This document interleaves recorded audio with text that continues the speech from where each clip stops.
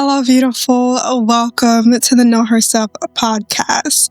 Go ahead and pour you a cup of tea, pull up a chair, do whatever you need to do to get comfortable, because today we're going to talk about a rather deep topic, and that is why mindset on its own is not actually enough to change your life. So if you haven't noticed, mindset shifts and manifestations and affirmations and all of this identity work has become very popular in the self-help and the mental health space. And I do want to start by prefacing that I am not against mindset work. I absolutely love mindset and identity work. I think it is amazing. It is an essential step to personal development and growth. However, it is not the only thing that needs work. What the self-help industry has done is save mindset work as the end-all be-all to your problems and frustrations. I remember quite a few years ago, and even now, there's the book, The Secret, that was so popular. I'm pretty sure it's probably still popular now amongst people who haven't heard of it. But if you haven't heard of the book, The Secret, I'm going to go ahead and tell you the secret. The whole book is about mindset shift. To put it as plainly and as simply as I can, the book is about changing your mindset. And while that is, like I said, really great for your personal development and growth, it is not the only thing that's needed to make real changes in your life. Affirmations and reaffirming intentional thinking can get you far. It is important and essential, but what's even more essential is taking action. Action is what is going to move you forward in life. Vision boards and manifestation journals and higher self meditations, they're all good. They're all essential to knowing and understanding who you want to be and where you want to go in life. But at the end of the day, if you never actually do anything to make those things happen, your life stays the same. And the other thing that's really essential, if you're the kind of person who really fell into I'm going to call it a trap, because it is. If you fell into the trap of believing that if you just think it, you can have it, the other thing that really gets in the way of that is the fact that you really have to know yourself in order to really create the life that you want to create. It's one thing to scroll on pictures all day and make all of these different mood boards and fantasize about how your future could be and how your reality could be. The real reality is, if you don't know yourself, if you don't truly know what you like, if you haven't experimented, if you haven't acted on any of those things, again, action is very important. If you haven't tried any of those things, then you're really setting yourself up for failure. I cannot tell you how many times I have seen something online or with somebody else and thought to myself, wow, I want that so bad. I want this so bad for myself. And that's honestly how I got into a lot of different things that I would never try again. I don't necessarily regret those things, because having that experience is what makes me who I am today. But at the end of the day, saving things and constantly thinking and dreaming about how your future could be based off of what you've seen somebody else live is not really a good way to build a foundation for your life. You have to start with learning who you are. You have to start with learning how you became who you are. Where did this personality that you have develop? Where did these habits come from? Where did your current mindset come from? Who do you attribute these beliefs to? Because a lot of us have a lot of limiting beliefs that we took on as children from our parents, from our peers, that we don't necessarily need and don't benefit us at all.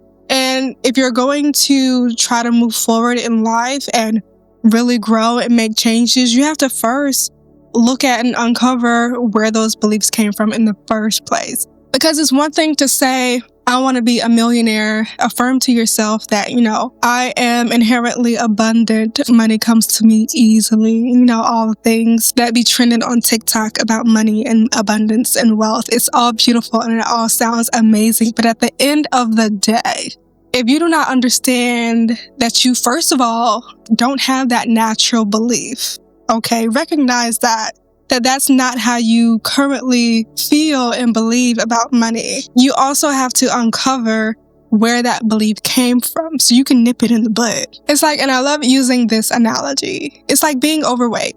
Whether you've been overweight your whole life or you suddenly had an increase in weight or whatever.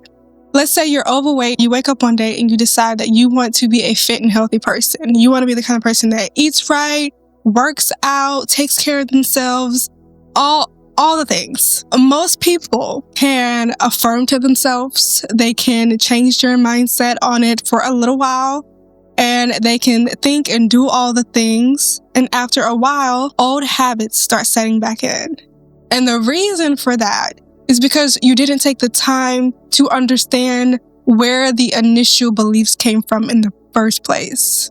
Whether you've been overweight your whole life, and this is just an analogy, this applies to so many other things in your life. But whether you've been overweight your whole life or you suddenly had an increase in weight, you have to understand why that happened.